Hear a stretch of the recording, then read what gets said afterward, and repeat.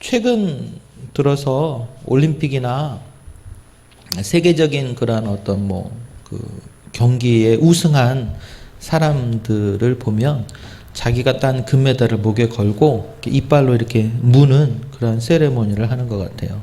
그러니까 하는 이유는 금이 일반 쇠보다는 더 무르기 때문에 이빨로 이렇게 물으면은 그 이빨 자국이 찍히는 그런 것이 진짜 금이다. 이런 거를 이렇게 뭐라고 해야 될까요? 나타낸다고 할까? 그런 의미가 있겠죠. 우리가 무언가를 이렇게 구분하는 모습이 있잖아요. 알곡과 가라지는 어떻게 구분한다고 합니까? 바람 앞에서 이렇게 키질을 하면 가라지는 날아가게 되고 알곡은 그 자리에 이렇게 머무르게 되죠. 진흙이 묻은 구슬을 그 진흙을 이렇게 구슬과 분리를 하려면 어떻게 하면 될까요? 물에 넣어서 그 구슬을 닦으면 진흙과 이 구슬이 분리가 되게 되겠죠. 이처럼 우리가 이 무언가를 이렇게 구분하는 그러한 행동들을 통하여서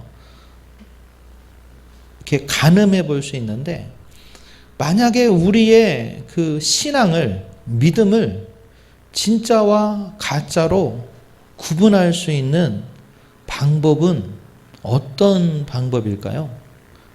내가 정말 믿음을 가지고 있는지, 내 신앙이 참인지 거짓인지를 구분할 수 있는 방법이 몇 가지가 있겠죠. 시련과 환난을 통하여서 내 믿음이 온전한 것인지 구분할 수가 있는 것이고, 또 그 믿음이 정말 제대로 된 건지를 이렇게 가늠해 볼 수 있는 그러한 모습들이 말씀을 통하여서도 할 수 있을 것이고.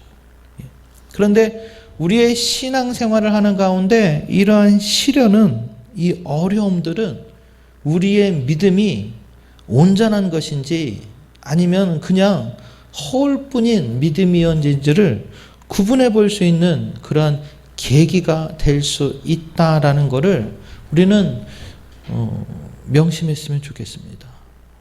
그래서 지금 우리가 겪고 있는 이 코로나19 전염병 이 사태를 우리가 감당하고 지나가고 있는데요. 이 과정이 나중에 지나서 우리가 우리의 믿음이 연단될 수 있는 그러한 계기가 된다면, 그러한 훈련의 시간이 된다면, 지금의 이 시간이 하나님의 은혜를 깊이 우리 가슴에 새길 수 있는 그러한 시간이 될 수도 있을 거예요. 오늘 우리가 함께 읽은 저 성경의 본문은 예수님의 무덤 앞에 있었던 두 무리를 이렇게 말하고 있는 그러한 성경의 내용입니다. 그림을 보면 예수님의 무덤을 큰 돌로 막아놨죠. 그리고 저렇게 인봉을 해놨습니다.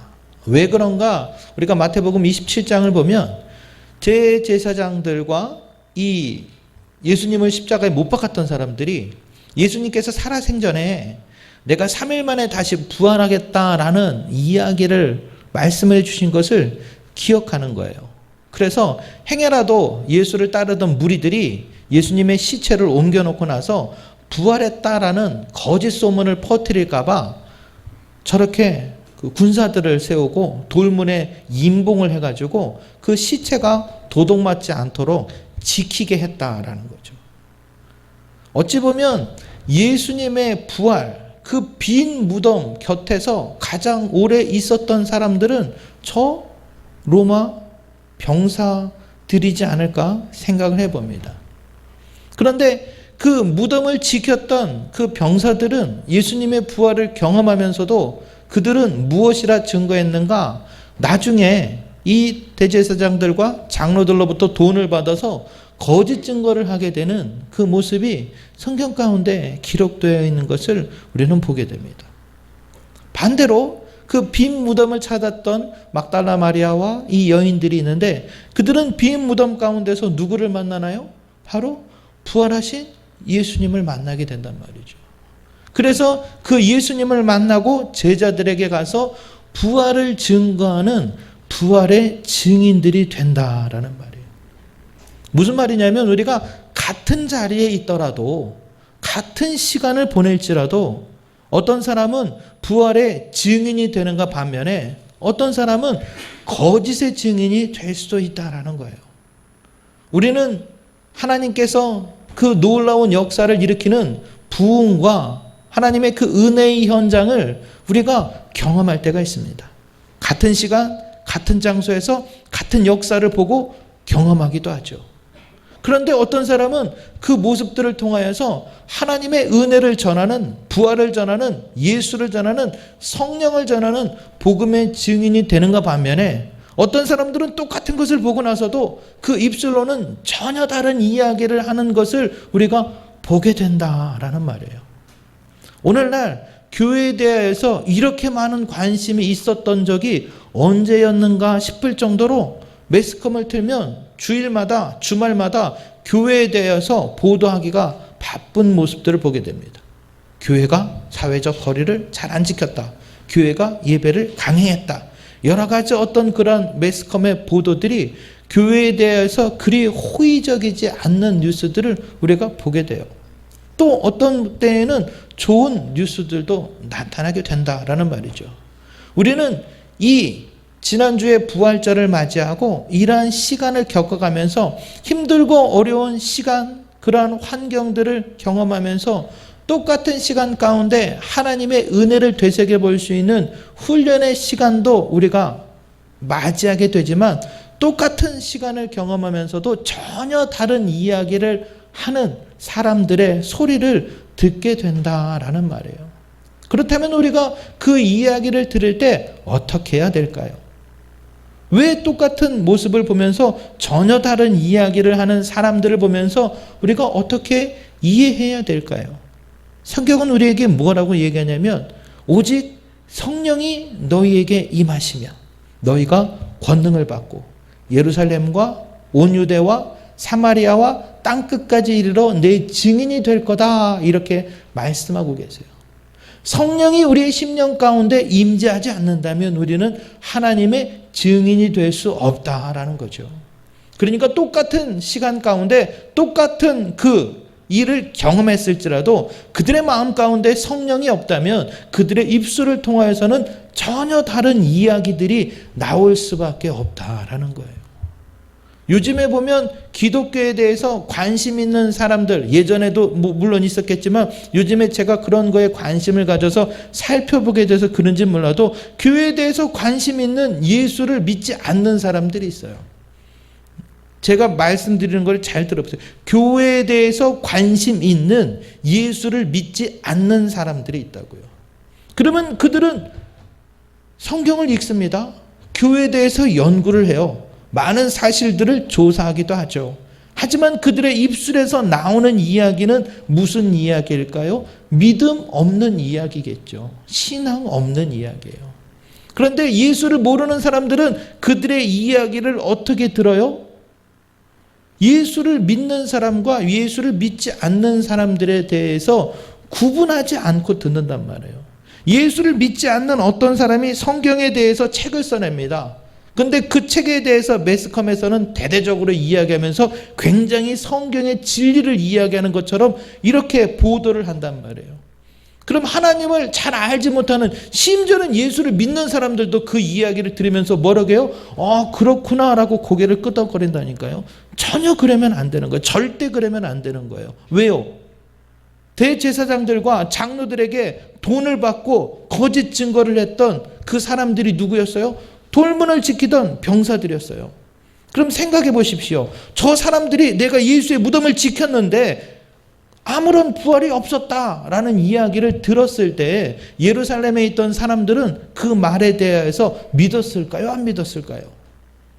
많은 사람들이 믿었을 거예요. 내가 그 돌문을 지켰던 병사였어, 군인이었어 라고 그 사람이 말하는 것에 대해서 에이 거짓말이야 라고 할 사람이 얼마나 있었겠습니까? 그런데 어떤 무리들은 예수가 살아났다고 전하는 거예요. 여인들과 예수님을 따르던 제자들은 예수님께서 부활하셨다, 말씀하신 대로 다시 살아나셨다라고 증거한단 말이죠. 만약에 여러분이 그 당시에 예루살렘에 살았던 주민이었다면 누구의 말에 더 신뢰가 갔을까요? 예수의 무덤을 지키던 증인들, 예수님을 따르던 보잘것없는 여인들과 제자들. 누구의 말에 더 귀가 솔깃했겠어요? 아마도 많은 사람들은 그 군인들의 이야기가 더 믿음직하지 않았을까 생각을 해봅니다. 그런데 사실은 진리는 누구의 말이 옳은 거였어요? 여인들과 제자들의 말씀이 예수님께서 약속하신 대로 선지자와 수많은 구약의 말씀이 우리에게 증언한 대로 예수님이 부활하신 것이 사실이잖아요. 그렇다면 오늘 여러분에게 있어서 성경이 여러분에게 말씀하시는, 성령이 내 마음 가운데 감동하시는 그 메시지와 세상에서 우리에게 전해주는 그 메시지, 그 두 가지 중에서 어떤 것이 사실이고 진리라고 여러분은 믿으십니까?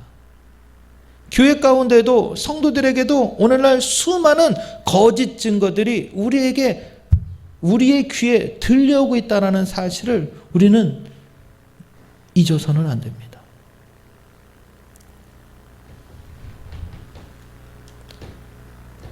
저 그림은 카타콤이라는 그 장소의 사진이에요. 로마에 있는 카타콤이라고 합니다. 카타콤이라는 말은 그 가족 무덤이었다고 그래요. 그래서 지하에 이렇게 가족 무덤을 파고 그렇게 쓰였던 장소라고 합니다. 그런데 로마라는 그 나라가 이야기 진짜인지 거짓인지 모르지만 흘러오는 이야기 가운데 네로라는 황제가 로마에 불을 질렀다고 그러잖아요. 그래서 한 3분의 1 정도 엄청 많은 그 범위가 불에 탄 거예요. 그리고 나서 그 불 탄 장소는 어떻게 됐어요? 황폐해졌겠죠. 그런데 그곳을 싼 값에 땅을 매입을 하는 거예요. 그래서 성전을 거기에 뭔가 이렇게 건축물을 올리려고 하니까 그 사람들의 분노가 아주 그냥 극에 달았던 거죠. 그래서 불질른 사람이 네로 황제란다 이런 식으로 막 민심이 흉흉해지기 시작하는 거예요. 그 당시에 그러한 어떤 상황 가운데에서 이 불지른 사람들이 예수 믿는 크리스천들이다라고 얘기했던 거죠. 봐라, 예수 믿는 사람들 가운데는 그 사람들이 사는 지역에는 불이 나지 않았잖아 라고 이렇게 그럴듯한 이유를 대가지고 크리스천들이 이 방화의 주범이다라는 거짓 사실을 이렇게 퍼뜨리니까 로마 사람들은 어땠을까요? 그들이 이렇게 막 그 들끓었던 분노의 대상을 이제 크리스천으로 방향을 틀은 거예요. 그래서 예수 믿는 사람들에 대해서 극심하게 박해를 하였고, 또 로마의 황제들은 그러한 군중들의 심리를 이용했어요. 그래서 무언가 자신들을 향한 어떤 원망이나 불평이 있을 만하면 예수 믿는 사람들에게 그러한 화살을 돌려서 그들을 박해하고, 또 우리가 아는 것처럼 로마라 콜로세움이라는 큰 경기장을 만들어서 처음에는 맹수들끼리 싸우게 하고 검투사들과 이러한 맹수들을 싸우게 하더니만 이제는 예수 믿는 사람들을 붙잡아다 놓고 그들이 흘리는 피를 바라보면서 막 즐거워했던 그 모습이 역사 가운데 기록되어 있습니다. 그렇기에 이 교회는 땅속으로 숨어 들었던 거예요. 저 카타콤이라는 지하 묘지에 들어가서 저 그림을 보면 옆에 칸칸이 있는데 저것이 뭐냐면은 그 관같이 죽은 사람을 거기에 이렇게 매장했던 그러한 모습이었어요. 저 숨어 들어갔던 시기가 거의 기원 AD 한 50년에서부터 한 313년 기독교 공인이 일어나기까지 거의 300년 가까운 시간, 250년이 넘는 시간 동안 저 카타콤에는 수많은 성도들이 신앙을 지키기 위하여 땅속에서 숨어서 신앙생활을 했던 거죠. 그러니까 그 기간 안에 있었던 성도들 중에는 저 카타콤에서 태어나서 저기서 죽음을 맞이한 성도들도 있을 수 있다라는 거예요. 그러면 그 성도들의 삶을 한번 생각해 보십시오. 저곳은 굉장히 그 땅이 약간은 마사토 같은 기질이 있고 이래서 땅속으로 들어가면 굉장히 지하로 들어가면 시원해요. 동시에 좀 습합니다. 근데 외부에 있다가 잠깐 들어가서 그러한 시원한 기운을 느끼면 그래도 괜찮은데 거기서 계속 생활을 한다고 생각해 보세요. 우리가 생각했던 어떤 그 지하, 동굴에 들어가면 온도도 이렇게 좀 습하고 몸이 불편할 수밖에 없는 거예요. 몸이 불편하다라는 정도로만 이야기하는 것은 굉장히 그 표현이 참 좋은 표현이겠죠. 태어날 때부터 그곳에서 죽고 수많은 세대가 거기에서 생을 마감하는 그 현실을 바라보면서 누가 저곳이 하나님의 은혜가 있는 장소라고 이야기할 수 있겠어요? 누가 저런 삶을 축복받은 삶이라고 말할 수가 있겠습니까? 지하에서 태어나서 지하에서 죽는 그 모습이 어떻게 하나님의 은혜를 받은 자들이다라고 이야기할 수 있겠어요? 그러나 교회의 시간이 보면, 역사를 보면 기독교가 공인되고 난 다음에 저곳이 많은 사람들의 오늘날에 이르기까지도 수많은 사람들이 발걸음을 찾아서 그들의 신앙을 기념하고 그들의 신앙을 본받기 원하는 거룩한 장소로 바뀌어져 있어요.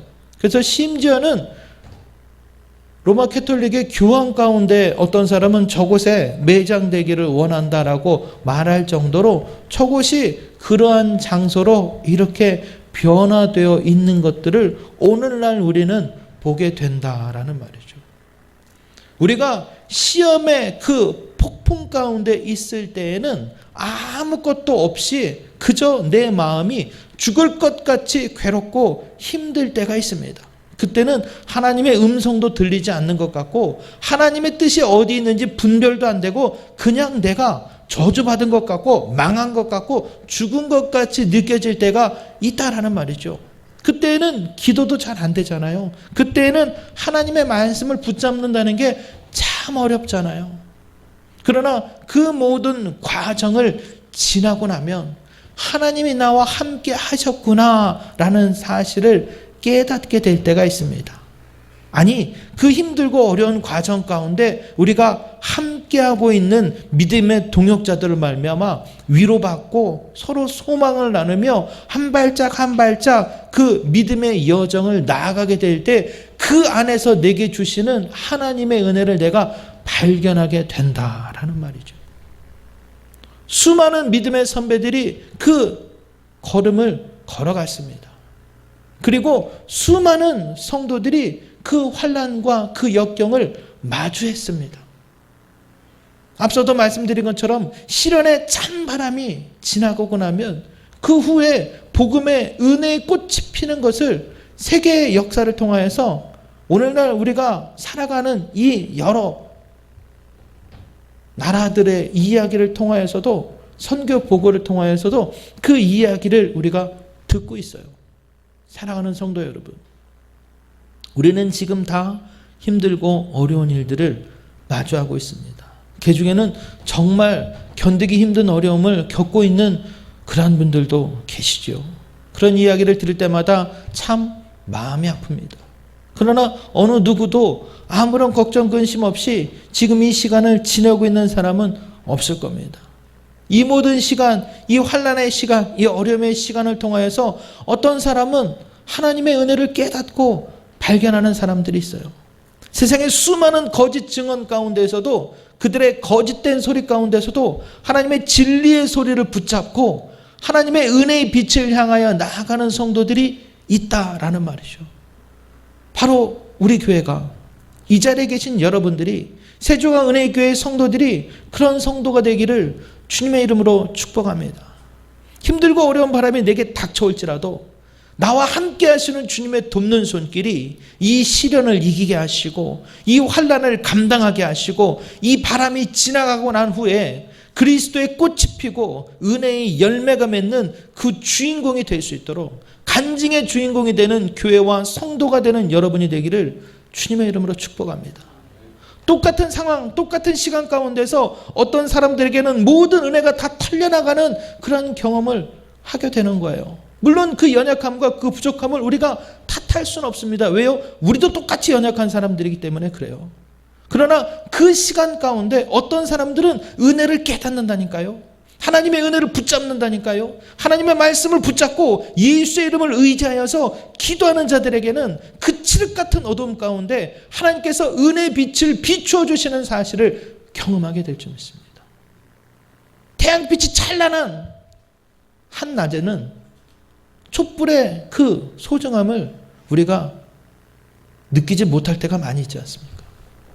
내가 모든 것이 잘 된다라고 생각할 때 하나님의 은혜가 내게는 딱히 필요하지 않다라고 그렇게 교만할 때도 있다니까요.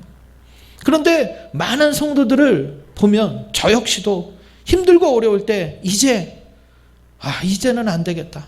도저히 안 되겠다. 내가 감당할 수 있는 방법이 없다. 그냥 주님이 해주십시오. 주님만 의지합니다. 하나님 앞에 모든 것들을 내려놓고 주님을 바라볼 때 비로소 하나님의 음성을 듣게 되는 그러한 경험을, 그 은혜를, 그 간증을 우리는 많이 하게 됩니다. 사랑하는 성도 여러분, 우리가 힘들고 어려워서 내가 도대체 어떻게 해야 될지 모르겠습니다. 그 고백을 하십니까? 바로 그때 주님은 우리를 붙잡아 주실 줄 믿습니다. 우리의 모든 상황 속에서 하나님이 나와 함께 하심을 믿음으로 고백한다면 여러분 앞에 그 어떤 시련의 바람이 불어올지라도 그것들을 넘어가게 하시는 하나님의 은혜가 나를 지키고 있음을 깨닫게 될 줄 믿습니다.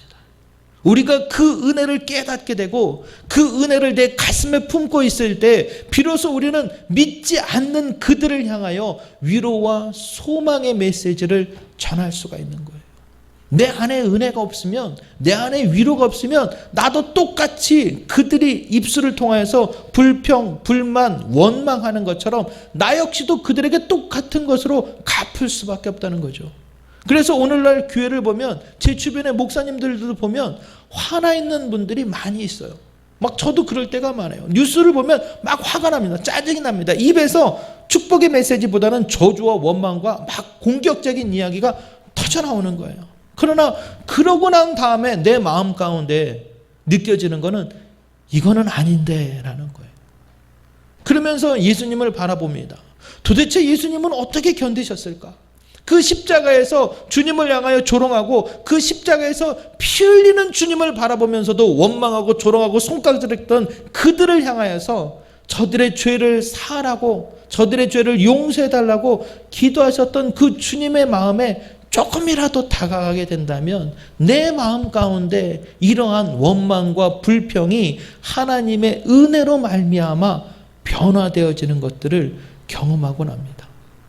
사랑하는 성도 여러분, 어찌 보면 이렇게 힘들고 어려운 이 시기야말로 그리스도의 향기를 전할 수 있는 가장 적절한 시기이지 않을까 싶습니다. 교회가 세상에 조롱거리가 된다면 우리는 그 손가락질을 때로는 인내로 받아들일 수도 있는 거예요. 그러나 그거를 감당할 수 있는 힘은 내 안에 있는 예수로 말미암는 겁니다. 그러나 우리가 명심해야 될 것이 있어요. 그들이 잘못된 예수에 대하여서 증거한다면 여러분 어떻게 하시겠습니까? 돈을 받았던 그 군사들이 예수는 부활한 게 아니다 라고 전하는 그 이야기를 들을 때 여러분은 침묵하시겠습니까?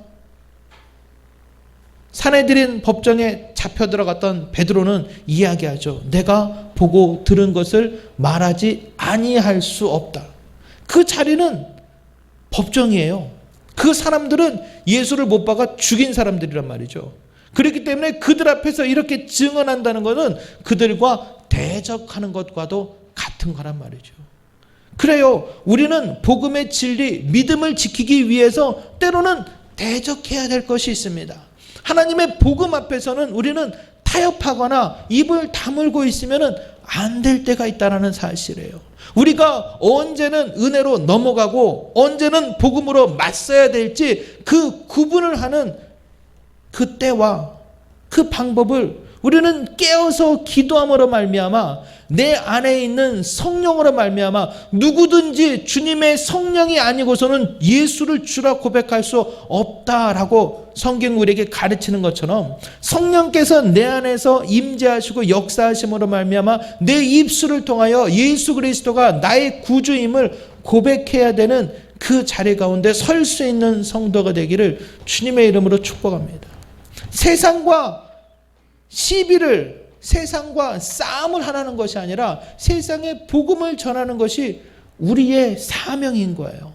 어떻게 복음을 전하게 되는가? 원수도 사랑하라고 하는 말씀을 지켜야 되는 것이고, 예수의 복음을 전하라는 말씀을 지켜야 되는 것이고, 땅끝까지 증인이 되라는 말씀을 우리는 지켜가면서 주님이 주신 사명을 감당하며 나아가야 될 줄 믿습니다.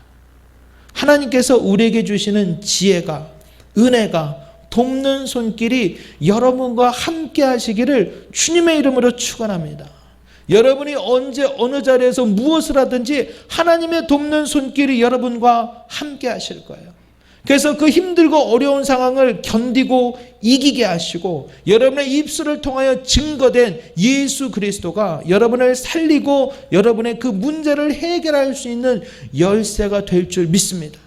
행여 여러분을 힘들게 하는 세상의 심한 풍파와도 같은 문제가 여러분 앞에 닥쳐올 거예요. 그 험한 파도와 같은 그 파도들이 쉼없이 여러분에게 닥쳐오게 될 때, 사랑하는 성도 여러분, 그 파도를 넘어가면 은혜의 큰 바다가 우리를 기다리고 있는 줄 믿습니다.